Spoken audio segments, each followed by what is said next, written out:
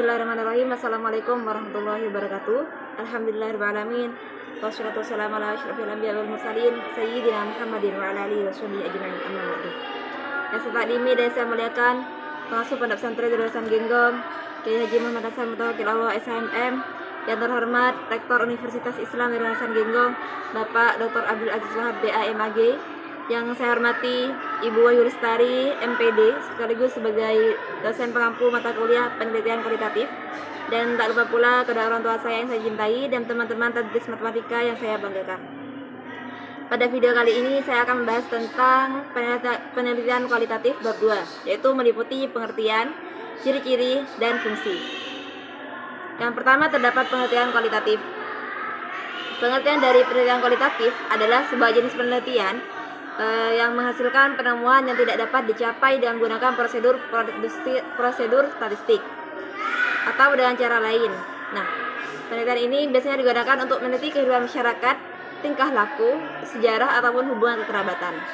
Nah, seorang peneliti berpendapat, yaitu Creswell, mendefinisikan penelitian ini adalah sebuah proses yang berupa pemahaman yang berdasarkan pada metodologi yang menyelidiki suatu fenomena sosial dan masalah manusia. Kemudian pendekatan ini bersifat deskriptif, yaitu cenderung menggunakan analisis pendekatan induktif, dan prosedur itu lebih ditonjolkan. Semisal ketika kita melihat seorang menangis, secara langsung kita kan kebanyakan berpikir akan mengatakan bahwa orang itu akan sedih. Tetapi dalam pendekatan kualitatif itu masih mempertanyakan mengapa dia menangis, boleh jadi apakah dia terlalu bahagia ataupun marah ataupun sedih, begitu. Kemudian terdapat ciri-ciri dari pendekatan kualitatif, yaitu ada 8. Yang pertama, mengonstruksi realitas sosial. Nah, dalam penelitian kualitatif itu ingin mendapatkan pemahaman yang mendalam untuk mencari momen di balik sebuah fenomena. Dalam pendekatan ini, pertanyaan yang diajukan itu bukan harus mencakup apa, siapa, di mana, kapan, dan bagaimana. Tetapi yang terpenting itu harus mencakup pertanyaan-pertanyaan penelitian tersebut, yaitu mengapa. Kenapa mengapa? Karena pertanyaan ini menuntut jawaban mengenai hakikat yang ada, sedangkan apa, siapa, di mana itu menuntut jawaban mengenai identitas. Dan untuk pertanyaan bagaimana itu menuntut jawaban mengenai proses-prosesnya. Kemudian ciri yang kedua yaitu fokus pada proses, interpretasi, dan peristiwa. Penelitian kualitatif fokus perhatiannya pada proses interaksi atau sebuah kejadian sendiri, bukan pada variabel-variabel. Bahkan fokus penelitian ini bisa berubah waktu di lapangan setelah melihat kenyataan yang ada. Kemudian untuk teknik pengumpulan datanya itu berupa observasi. Ciri yang ketiga yaitu keaslian merupakan kunci. Dalam penelitian kualitatif tidak ada usaha untuk memanipulasi situasi maupun disetting. Nah, sebaliknya kalau penelitian kuantitatif itu sering melakukan manipulasi ataupun setting. Semisal dalam metode eksperimen dapat dimanipulasi dengan subjek diatur sehingga homogen dengan dipilih sesuai kriteria yang telah ditentukan. Ciri yang keempat yaitu nilai hadirnya nyata. Yaitu dalam penelitian kualitatif, nilai sangat diperhatikan dan sangat diperhitungkan. Ciri yang kelima terikat pada situasi, yaitu penelitian kualitatif tidak menjaga jarak dan tidak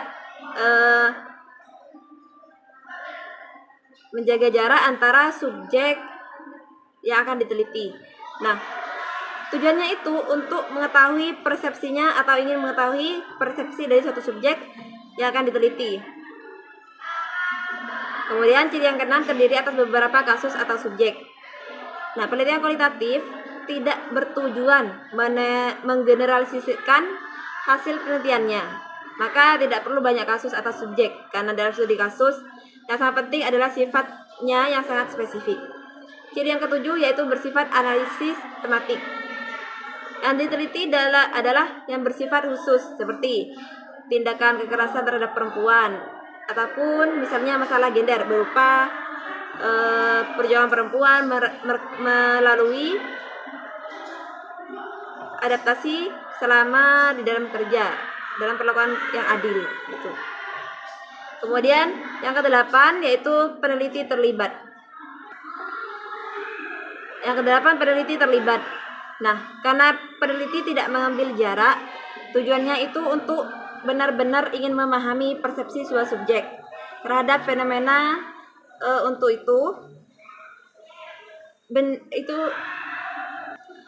itu peneliti bisa melakukan observasi terlibat, karena dengan observasi ini pemahaman terhadap subjek dapat mendalam.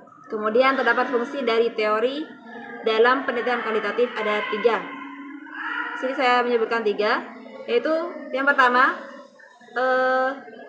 pengetahuan tentang yang pertama, menegaskan kerangka teoritis yang menjadi landasan jalan pemikiran seorang peneliti. Kedua, mempertajam konsep yang dipergunakan sehingga mudah untuk perumusan sebuah hipotesis atau sebuah dugaan. Yang ketiga, menghindari terjadinya pengulangan peneliti demi penghematan waktu, tenaga, maupun biaya. Karena dalam penelitian itu bukan hanya fokus pada objek yang diteliti, tapi juga kita mengeluarkan biaya, tenaga, waktu kita. Jadi itu saja pembahasan di bab 2 kali ini tentang penelitian kualitatif. Kurang lebihnya saya mohon maaf. Wabillahi taufiq wal hidayah. Wassalamualaikum warahmatullahi wabarakatuh.